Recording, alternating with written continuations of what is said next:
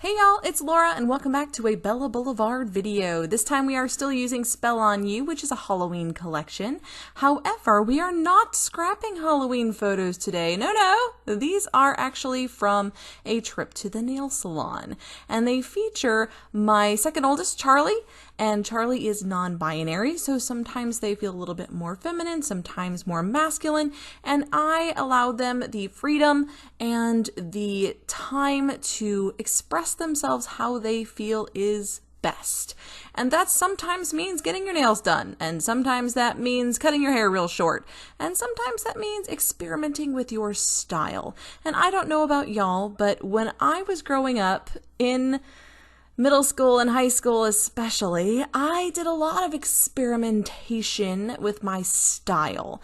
Didn't do anything bad because I was a very much rule follower, at least at school, but I absolutely love to experiment with style. I tried a lot of different things. I cut my hair, I dyed my hair at least once, turned it red, really enjoyed that.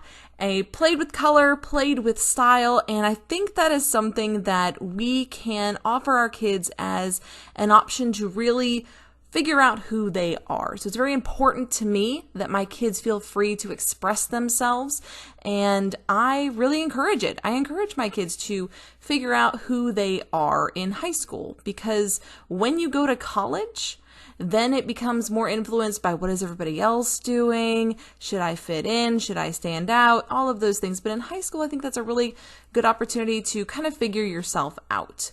And for this layout, I wanted to incorporate some of these large stars. Now, these are using stamps from Deanna Wakely, I believe is how you say it.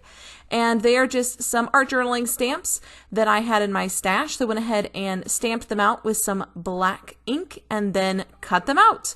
So a really quick and easy way to use your stamps. I don't use stamps super often, but for some reason these stamps were just kind of stuck in my head and I really wanted to use them.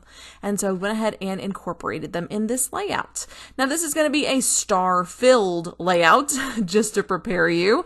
I went a little punch crazy in this one, but when you're using a heavily themed layout like this one, it has a lot of Halloween themes to it, and I really wanted to use it for these non-Halloween photos, but they fit the color scheme of these photos because these photos are very simple but have a lot of black in them. And this is a collection that really uses black well. It makes a point of having black contrasting with bright colors, and that is such a fun dynamic for me to play with. And especially for photos like these that are really simple, you can go a bit wild in the background because you're not competing with the photos. Those photos are going to stand out by their simplicity alone. And so I can go a little crazy in the background, and I do.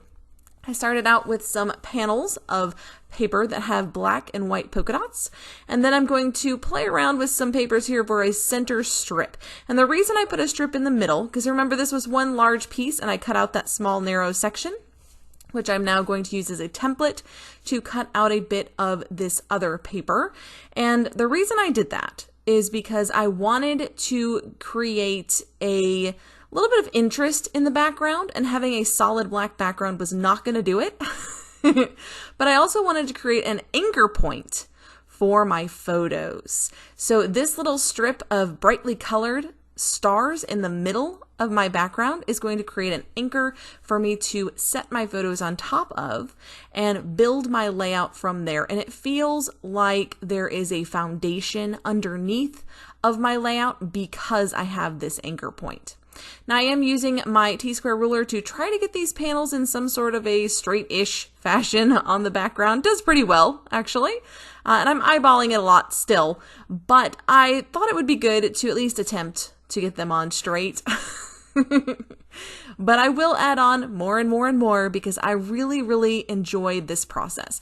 This sort of layering process of adding the background, then adding on the details to the background, and then embellishment clusters, and then the title. Like the whole process is just really fun for me. So now I'm playing with some acetate. This is chevron, black chevron acetate from Bella Boulevard, and it is part of their Clear Cuts collection of acetate.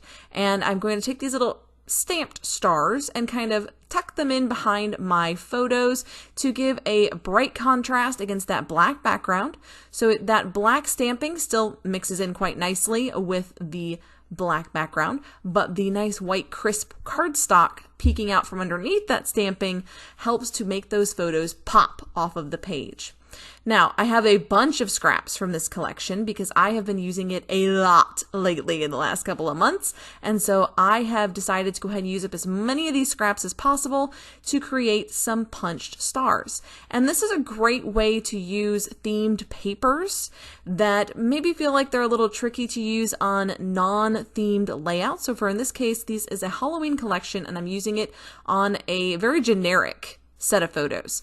And so by punching out these scraps, it doesn't matter what those patterns are. Those patterns could be witches and brooms and all of that stuff, and you hardly wouldn't be able to tell, really. If you punch them just right, you wouldn't even be able to tell. They're just colors. And then you can take them and cluster them into embellishment clusters around the page.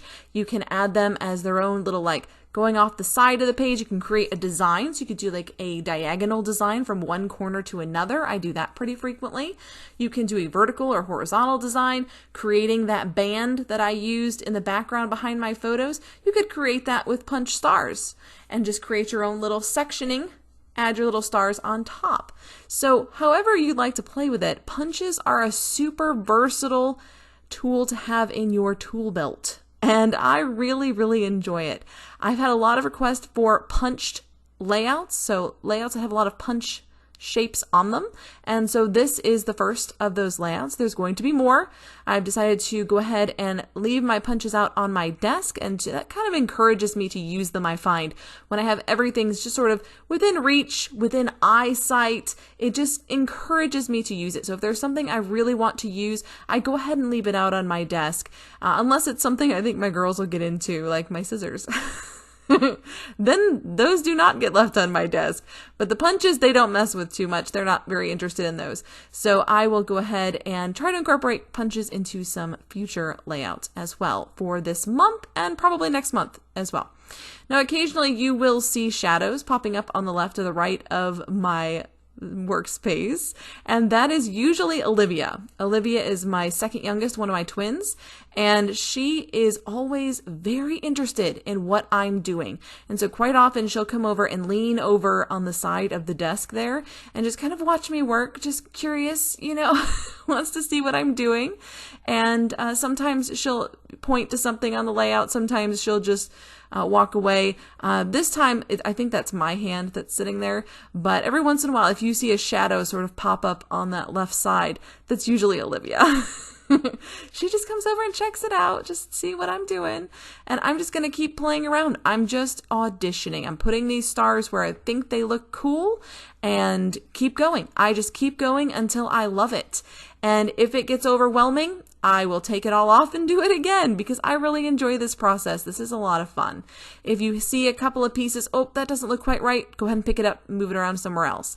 And I just keep going until it feels done. Pretty much until the layout screams uncle, and that's when I stop. That is my theory for creating these scattered backgrounds, is just keep going till the layout screams uncle. That's it. Send tweet. So this one is pretty quick and easy. I think it came together faster than I expected it to, and I really love the sort of chaotic background here. Even though it's obviously very structured, I have given myself a very linear base to start with before I started adding all of this beautiful bright colored chaos to it. But I really, really like the feel of this layout because Charlie was so excited to go get their nails done. They get over the moon excited to visit with family in Michigan, and this was one of those trips, and having to spend some time on themselves and going out with family members they don't see very often. It's just a really fun experience, and it's something I definitely wanted to incorporate into their albums. Now, Charlie has a great relationship with our extended family members, and so I try to include those people as much as possible in the kids' albums especially, so that they can see those relationships and kind of relive some of those experiences, especially people in Michigan. We have a lot of family in Michigan who we don't see very often. And for those sorts of family visits, it's great to be able to scrap those photos and give the kids little peeks of how did you get to spend time with that person, maybe triggers other memories of time they've had with that person. And I really try to incorporate as many of those photos with family members we don't see very often, especially, into their album. Now, one of the questions I get the most often is, how do I organize my albums? How do I organize my photos? And the main thing that I do is I have separate albums for each of my kids, and then one set of albums for the family. So if there's more than just my kids in the photos, so if there's a lot of extended family or more than one of the kids in the photos, I will normally put it in the family album. And if it's really featuring one person, I will put it into their sets of albums. And that's the way that I balance the photos that I take, because I do take a lot of photos. Not as many as I used to, but I do still take quite a few. And that's how I balance where they go. Otherwise, we would have probably 50 or so albums every single year. And maybe not that many, probably 5, but I just don't want to keep that many for myself. And so if the layout is heavily focused on one child, I will go ahead and put it into their set of albums, and those albums become theirs. They will take them with them whenever they feel like. After college is fine, doesn't matter to me, but those are their albums to keep and do with as they see fit, and I have no expectations that they're going to outlive me. Because the fact of the matter is, it's for them to enjoy. It's a gift.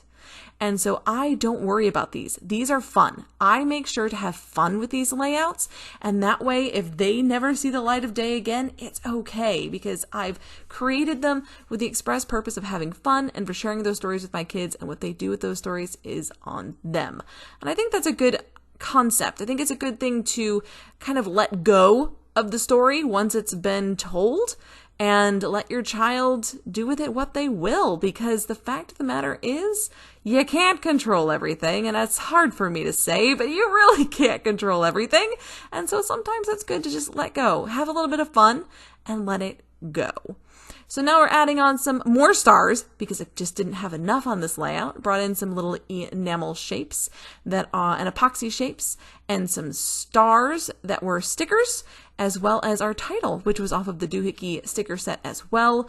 Finished up with some scattering and splattering. Of course, those teeny tiny stars are my scattering, little tiny details to finish off the layout. Splattering goes in 2 levels, 1 with the Nuvo drops in gold, 2 with a gold ink spray that I just splatter chaotically around the page, and this will finish it off for me. I hope you've enjoyed this one, guys. Be sure to check out Spell on You and the Bella Boulevard blog and Instagram.